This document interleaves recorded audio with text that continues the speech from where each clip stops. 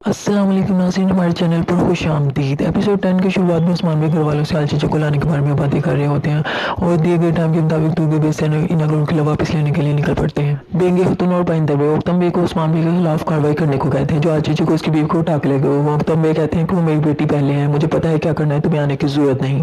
عثمان بے اپنے سپاہیوں کے ساتھ یعنی شہر سے انگل کی طرف نکل پڑتے ہیں۔ عائشہ خاتون زخمی ختم ہو کے ہوش پر آنے پر اسے الچیچے سے ملواتی ہیں۔ والدہ سلطان انگل پہنچ جاتی ہے اور ترگے بے کے ساتھ مل کر احتیاطی تدابیر کر رہی ہوتی ہیں کہ اتنے میں عثمان بے کی دھماکیدار اینٹری دکھائی جاتی ہے۔ وہ عثمان بے کو سلطان الادین کا حکم نامہ دکھاتی ہے، جس میں لکھا ہوتا ہے کہ انگل اب ترگے بے کا ہے۔ عثمان بے اس حکم نامے کو نہیں مانتے، اس کے سپاہی عثمان بے کو گھیر لیتے۔ اتنے میں خان طاقوس بھی وہاں پہنچ جاتا ہے۔ وہ عثمان بے کے سامنے کچھ معاہدات رکھ دیتے ہیں، جس میں لکھا ہوتا ہے کہ فتح کیے ہوئے تمام قلعے اصفہان کو دے دیے جائیں گے اور عیسائیوں کے آنے والے قافلوں کو آزادی ہوگی، اور اگر عثمان بے ایسا نہیں کرتے تو وہ ہزاروں سپاہیوں کے ساتھ عثمان بے کے خلاف جنگ کریں گے۔ اوکتم بے اپنے سپاہیوں کے ساتھ الچیچے کو لینے کے لیے یعنی شہر پہنچ جاتے ہیں۔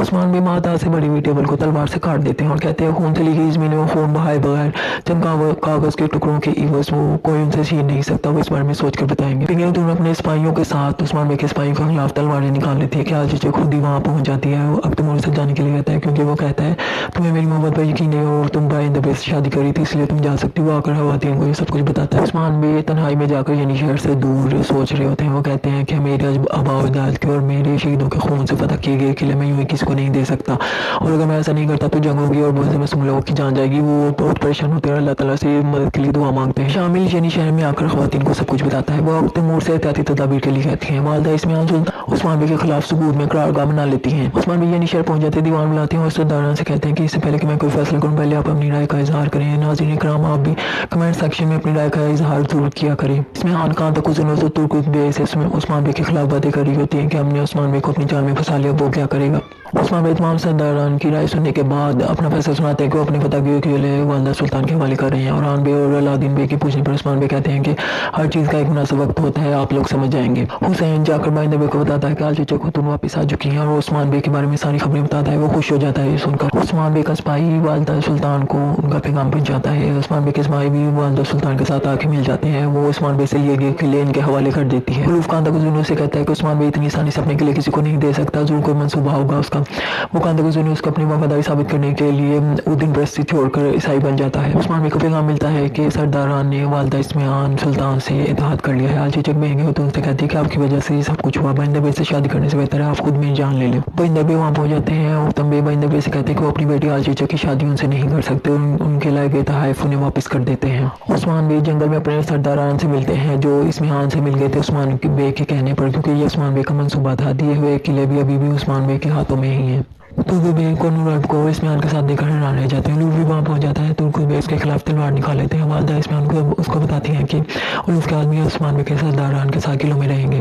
ناظرین کرام، یہ بھی سین قابل دید ہے۔ پہلی بار الوف عثمان میں دکھایا گیا کہ عثمان بے اپنے سپاہیوں کے ساتھ مل کر کھانا بنانے کی تیاریاں کر رہے ہیں۔ ترگے بے والدہ سلطان اصفہان سے کہتے ہیں کہ کوئی نوراب پر یقین نہ کریں، یہ عثمان بے کے کان اور آنکھیں ہیں۔ عثمان بے کی خوشگوار میز پر سب لوگ کھانا کھا رہے ہوتے ہیں کہ ایک سپاہی آ کر بتاتا ہے کہ سرداران کے ساتھ ہر قلعے میں الوف کے آدمی چھوڑ دیے گئے ہیں۔ عثمان بے غصے سے کھانا چھوڑ کر وہاں سے نکل جاتے ہیں، بہت پریشان ہو جاتے ہیں تو اوپر شروع کر دیتے ہیں اور ساری رات غصے میں بیٹھ کر سوچتے رہتے ہیں کہ اب کیا کریں۔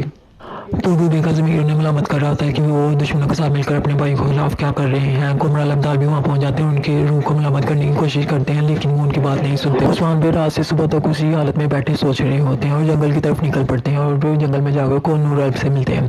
کوہ نوراب ان کو بتاتا ہے کہ والدہ سلطان اصفہان نے سلطان مسعود کو محل میں بند کر رکھا ہے۔